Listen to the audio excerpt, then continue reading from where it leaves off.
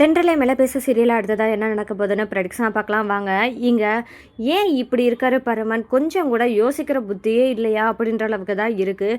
கொஞ்சம் கொஞ்சமாக தன்னோட கண்ணு முன்னாடியே கலா அம்மாவோட சுயரூபமும் அவங்களோட உண்மை முகமும் தெரிய வந்தாலும் பரமன் கொஞ்சம் கூட அதை அலட்டிக்காமல் பரமன் கலாமா தன்னை வேலைக்காரன் தன்னோட பிள்ளை இல்லை அப்படின்னு சொல்லிட்டாங்களே அப்படின்னு சொல்லிட்டு நம்ம பரமன் ஃபீல் பண்ண மட்டும்தானே செய்கிறாரு. ஆனால் கலாமாவை என்னைக்கு தான் எதிர்த்து கேள்வி கேட்க போகிறாரு. கலாமாவோட உண்மையான சுயரூபத்தை தெரிஞ்சுக்கிட்டு கலாமாவை எதுக்குற நேரம் எப்போ வரும் அப்படின்னு நம்மலாம் காத்துக்கிட்டு இருக்கோம். அந்த தருணம் சீக்கிரமாகவே வரப்போகுதுன்னே சொல்லலாம். இது எப்படி நடக்க போகுது அப்படின்னு சொல்லிட்டு ப்ரெடிக்ஷனாக பார்க்கலாம் வாங்க.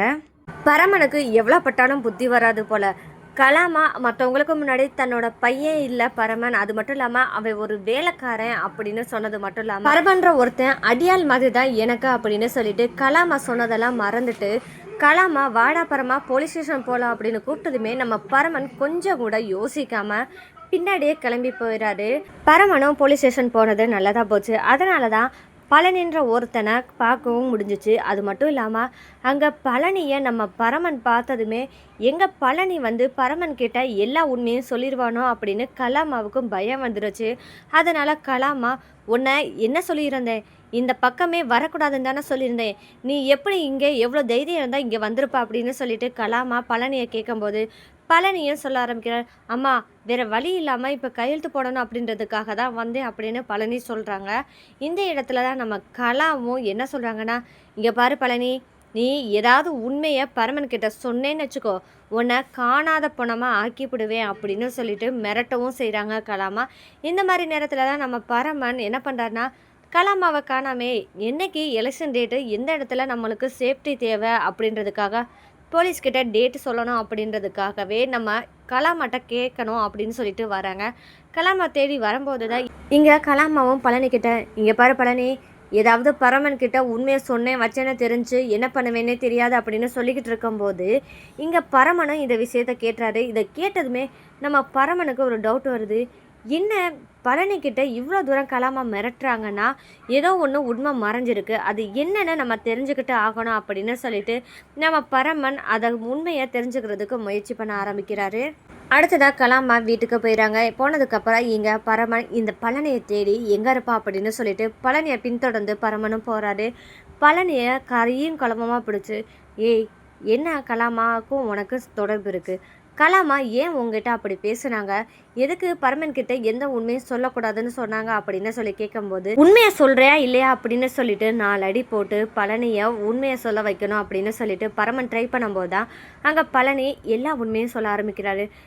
இல்லை பரமா, உனக்கு ஆதரவாக சாட்சி சொல்லணும் அப்படின்னு சொல்லிட்டு அசோக் கொலைக்கு நீ காரணம் இல்லை அப்படின்னு சொல்லிட்டு நான் சாட்சி சொல்ல வந்தேன்ல, அப்போ அதுக்கு முழு காரணமாக இருந்தது கலாமான் தானே நான் உங்ககிட்ட சொன்னேன்.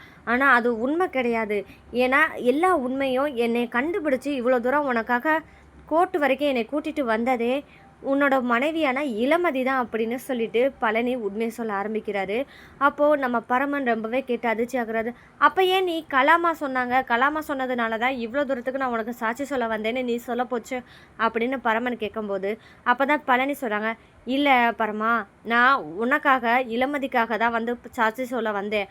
ஆனால் அந்த மாதிரி இடத்துல கலாமா எனக்கு பணம் கொடுத்து என்னை கண்டுபிடிச்சி உனக்காக சாட்சி சொல்ல கூப்பிட்டது கலாமான்னு சொல்லிட்டு முன்னாடி சொல்ல சொன்னாங்க. அதைத்தான் நான் பண்ணேன். இதுக்காக தான் என்னை கலாமா இந்த பக்கமே எட்டி பார்க்கக்கூடாதுன்னு என்னை மிரட்டினாங்க அப்படின்ற உண்மையை சொல்ல ஆரம்பிக்கிறாரு பழனி. இதை கேட்டதுமே பரமனால் இந்த அதிர்ச்சியை தாங்கவே முடியல. அப்போது அசோக் கொலையில் தனக்கு சம்மந்தமே இல்லை அப்படின்ற உண்மை நம்ம இளமதி தான் தெரிஞ்சிருக்கா, நம்ம மேலே வச்சிருக்க காதலால் நம்ம புரிஞ்சுக்கிட்டு இவ்வளோ தூரம் பண்ணியிருக்கா, நம்ம இவளை கொஞ்சம் கூட புரிஞ்சுக்கிறவே இல்லையா அப்படின்னு சொல்லிட்டு பரமன் ரொம்பவே ஃபீல் பண்ண ஆரம்பிக்கிறாரு. எதுக்காக அசோக் கொலையில் இவ்வளோ தூரம் நடந்திருந்தோம், ஏன் கலாமா இப்படி நம்மக்கிட்ட பொய் சொல்லணும், பொய் சாட்சி சொல்கிறதுக்காக பழனியை எல்லாமே நான் தான் ஏற்பாடு பண்ணேன்னு சொல்ல வைக்கணும். அப்போ நம்மளுக்கும் இளமதிக்கும் இடையில எந்த உறவும் இருக்கக்கூடாதுன்னு நம்மளை பிரிக்கணும் அப்படின்றதுக்காக தானே செஞ்சுருக்காங்க அப்படின்னு சொல்லிட்டு நம்ம பரமன் அப்படி யோசிக்க போகிறது மட்டும் இல்லாமல் இனி இளமதியை மனசார தன்னோட மனைவியாக ஏற்றுக்கிட்டு எந்த இடத்துலையும் இளமதியை விட்டு கொடுக்காம இருக்க போகிறாரு நம்ம பரமன். அது மட்டும் இல்லாமல் நம்ம பரமனுக்கு இனிமேல் தான் சந்தேகம் வரப்போகுது. அசோக் கொலை வழக்கில் நம்ம இளமதி சொன்ன மாதிரி கலாமா சம்மந்தப்பட்டிருக்க வாய்ப்பு இருக்குமோ அப்படின்னு சொல்லிட்டு சந்தேகம் இழப்போது பரமனுக்கு.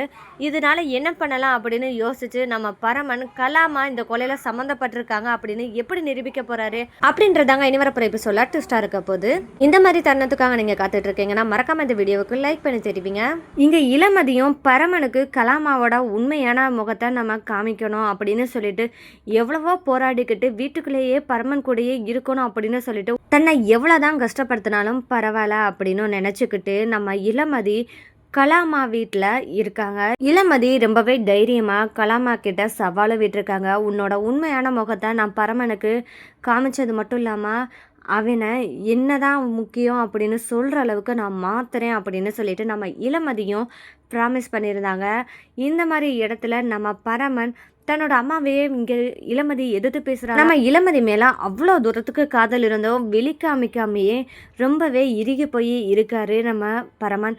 ஆனால் நம்ம இளமதியோ தன்னோட அன்பால் பரமனை மாற்றலாம், தன்னோட அன்பு உண்மையானது, நீயும் என் மேலே அன்பு வச்சுருக்க அப்படின்றதுக்காக தன்னோட பாசத்தை காமிக்க ஆரம்பிக்கிறாங்க நம்ம இளமதி. அப்படி என்ன காமிச்சாங்க அப்படின்னு பார்த்தா நம்ம பரமனுக்கு வயிற்றில் அடிபட்டிருக்கிறதுக்கு ட்ரெஸ்ஸிங் பண்ணணும். இந்த காரணத்துக்காக பரமனுக்காக ஒரு நர்ஸும் ரெடி பண்ணியிருந்தாங்க. இதுக்கெல்லாம் முழு காரணம் நம்ம இளமதியை பரமன் பக்கத்துலேயே போக விடக்கூடாது. அப்படி இருந்தால் பரமன் மனசை இளமதி மாற்றிடுவா அப்படின்ற காரணத்துக்காக ஒரு நர்ஸும் ரெடி பண்ணி வச்சுறாங்க. அந்த நர்ஸு பேர் நளினி அப்படின்றவங்க வராங்க. இங்கே பரமனுக்கு அந்த நர்ஸும் வந்து ட்ரெஸ்ஸிங் பண்ணலான்னு வரும்போது தான் அப்போ தான் நளினி நம்ம இளமதியை பார்க்குறாங்க.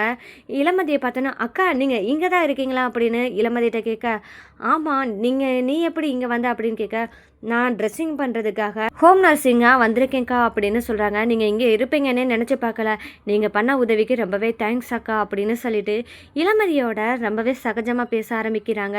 நம்ம இளமதியும் தன்னோட பிரச்சனைகளை தன்னோட கூட பிறந்த தங்கச்சிட்ட சொல்கிற மாதிரி பரமன் கூட என்ன சேர்ந்துடக்கூடாது அப்படின்றதுக்காக இங்கே பிளான் பண்ணி எல்லாமே பண்ணுறாங்க அப்படின்ற உண்மையும் நளினி கிட்ட சொல்லவுமே நளினி என்ன பண்ணுறாங்கன்னா, அக்கா நான் இருக்கேன்ல உங்களுக்கு, அப்படி இருக்கும்போது நீங்கள் எதுக்கு கவலைப்படுறீங்க, நீங்கள் இனிமேல் வந்து பரமன் அண்ணனை நீங்களே பார்த்துக்கலாம் அப்படின்னு சொல்லிட்டு நளினியும் பரமனுக்கு ட்ரெஸ்ஸிங் பண்ணுறதுக்காக இளமதிக்கு உதவி செய்கிறாங்க. இது ஒரு பக்கம் இருக்க இங்கே தன்னோட பையன்னு சொல்லிட்டு பெருமையாக கொண்டாடிக்கிட்டு இருக்க இந்த சித்தார்த்தை வச்சு இனி கலாமாவுக்கு ஏற்பட போகிற அரசியல் மாற்றமே பெருசு தான். அந்த அரசியல் வாழ்க்கையில் தான் தன்னோட உலகமே இருக்குது. தன்னோட பையனை வச்சு முன்னேறிடலாம் அப்படின்னு நினச்சிக்கிட்டு இருக்க கலாமாவுக்கு பெரிய இடியே வந்து இறங்க போகுது. அப்படி என்ன சித்தார்த்து பண்ண போகிறான் அப்படின்னு பார்த்து சித்தார்த்துக்கு அமைச்சரோட மகளை கல்யாணம் பண்ணி வச்சா தன்னோட அரசியல் வாழ்க்கை அமோகமாக இருக்கணும்னு திட்டம் போட்டு தான் இருக்காங்க நம்ம கலாமா. இந்த கலாமாவோட திட்டம் தவிடுபடியாக போகுது. ஏன்னா சித்தார்த்தோட பார்வை இப்போ நளினி மேலே மாறிடுச்சு. ஆனால் நளினி மேலே சித்தார்த்துக்கு வர அபிப்பிராயமே வேற. இப்போதைக்கு நம்ம நளினியை யூஸ் பண்ணிக்கிறலாம். ஆனால் அம்மா சொன்ன மாதிரி அமைச்சரோட பொண்ணை கல்யாணம் பண்ணால் மட்டும்தான் நம்மளோட வாழ்க்கையும் பிரகாசமாக இருக்கும் அப்படின்ற ஒரு திட்டத்தோடு தான் சித்தார்த்தி இருக்கா. ஆனால் இந்த சித்தார்த்தோட என்ன தெரியாத நளினி ரொம்பவே ஏழ்மைப்பட்ட குடும்பத்துலேயும் கஷ்டப்படுற குடும்பத்துலேயும் வாழ்ந்ததுனால தான் மேலே காமிக்கிற ஒவ்வொரு அக்கறையும் சித்தார்த்து பண்ணுற ஒவ்வொரு உதவியுமே அதை ஒரு அக்கறையாகவும் அன்பாகவும் எடுத்துக்கிறாங்க. இந்த அன்பும் அக்கறையும் கொஞ்சம் போக போக காதலாக மாறிடுது. நளினிக்கு சித்தார்த்த மேலே காதல் வர்றது மட்டும் இல்லாமல் நளினி தன்னோட காதலையும் சித்தார்த்துக்கிட்ட சொல்ல ஆரம்பிச்சிடுறாங்க. சித்தார்த்தம் அந்த இடத்துல ஆகா நம்ம எதுக்காக முயற்சி பண்ணோமோ தானாக வந்து வலையில் மாட்டும் போது நம்ம அதை பிடிக்காமல் எப்படி இருக்க முடியும் அப்படின்னு சொல்லிட்டு இங்கே சித்தார்த்தை வந்து நளினியை காதலிக்கிற மாதிரி நடிக்கவும் போகிறாங்க. அது மட்டும் இல்லாமல் நளினியை சித்தார்த்து ஏமாற்றவும் போகிறாரு. இந்த இடத்துல நளினிக்கு சித்தார்த்தோட நினப்புகள் எதுவுமே தெரியாமல் இருக்கிறதுனால சித்தார்த்து மேலே அதீத நம்பிக்கையில் இருக்க போகிறாங்க நளினியும் இங்கே பரமனுக்கு ட்ரெஸ்ஸிங் பண்ண வீட்டுக்கு வரும்போது போகும்போதும் இங்கே சித்தார்த்து கூட பழக்கமும் ஏற்பட ஆரம்பிக்குது. இதனால் நம்ம இளமதிக்கு வீட்டுக்குள்ளே இருந்துக்கிட்டே அவங்களும் பார்க்க ஆரம்பிக்கிறாங்க. சித்தார்த்தும் நளினியும் பேசிக்கிட்டு இருக்கிறத பார்த்தா தப்பாக தெரியுது. ஒருவேளை இவங்க ரெண்டு பேருமே காதலிக்கிறாங்களோ அப்படின்னு சொல்லிட்டு நம்ம இளமதிக்கு சந்தேகம் வருது. இளமதியும் நளினி கிட்ட பேசலாம் அப்படின்னு சொல்லிட்டு இளமதி வந்து நளினி கிட்ட பேசுகிறாங்க. நளினி அப்படின்னு சொல்லி பேசும்போது சொல்லுங்கக்கா அப்படின்னு வராங்க. ஆமாம் நளினி, நீ சித்தார்த்தோட பேசுகிறத பார்த்தா எனக்கு ஒரு மாதிரியாக இருக்குது. என்ன உங்கள் ரெண்டு பேர்த்துக்கு இடையில என்னதான் இருக்குது அப்படின்னு கேட்கும்போது அதுவாக்கா எனக்கு சித்தார்த்தை பிடிச்சிருக்கு, நான் அவரை காதலிக்கிறேன் அப்படின்னு சொல்லிட்டு நம்ம நளினியும் தன்னோட காதலை சொல்கிறாங்க. இதை கேட்ட இளமதி, நளினி நீ சித்தார்த்தை காதலிக்கிறியா என்ன சொல்கிற அப்படின்னு சொல்லி கேட்கும்போது ஆமாக்கா என்ன சித்தார்த்தும் லவ் பண்ணுறாரு அப்படின்னு சொல்லிட்டு நளினி சொல்கிறத கேட்டதுமே இங்கே பாரு நளினி உன்னோட வாழ்க்கையை அவனை நம்பி கெடுத்துக்கிறாத. ஏன்னா அங்கே சித்தார்த்துக்கு ஏற்கனவே அமைச்சரோட பையனை கல்யாணம் பண்ணி வைக்கலான்னு சொல்லிட்டு அவங்க அம்மா ஏற்கனவே முடிவு பண்ணிட்டாங்க. அது மட்டும் இல்லாமல் இப்போ அவனுக்கு என்கேஜ்மெண்ட்டும் நடக்க போகுது. இந்த மாதிரி இடத்துல எப்படி நீ சித்தார்த்தை காதலிக்கிறேன்னு சொல்லலாம் அப்படின்னு சொல்லிட்டு நம்ம இளமதியும் நளினி கிட்ட கேள்வியும் கேட்குறாங்க. நளினியோ என்னக்கா சொல்கிறீங்க உண்மையா அப்படின்னு சொல்லி கேட்கும்போது ஆமாம் நளினி இதுதான் உண்மை, இனிமேல் சித்தார்த்தோட பழகாத பேசாத அப்படின்னு சொல்லிட்டு நம்ம இளமதி எச்சரிக்கை கொடுத்துறாங்க. இதை கேட்டதுமே நம்ம நளினி கொஞ்சம் கொஞ்சமாக சித்தார்த்தை விட்டு விலகவும் செய்கிறாங்க. என்னதான் நளினி விலகி போகணும் அப்படின்னு நினச்சாலும் நளினியால் விலகி போக முடியாமல் இருக்க போது. ஏன்னா நளினி கொஞ்சம் நாளில் கர்ப்பமாக இருக்கிறது தெரிய வரப்போகுது.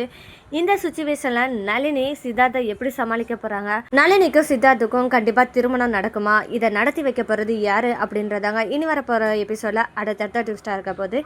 இந்த மாதிரியான சுவாரஸ்யங்களை நீங்கள் தெரிஞ்சுக்கணும் மறக்காம நம்ம சேனலை சப்போர்ட் பண்ணி ஆதரவு தெரிவிங்க. மீண்டும் சந்திப்போம்.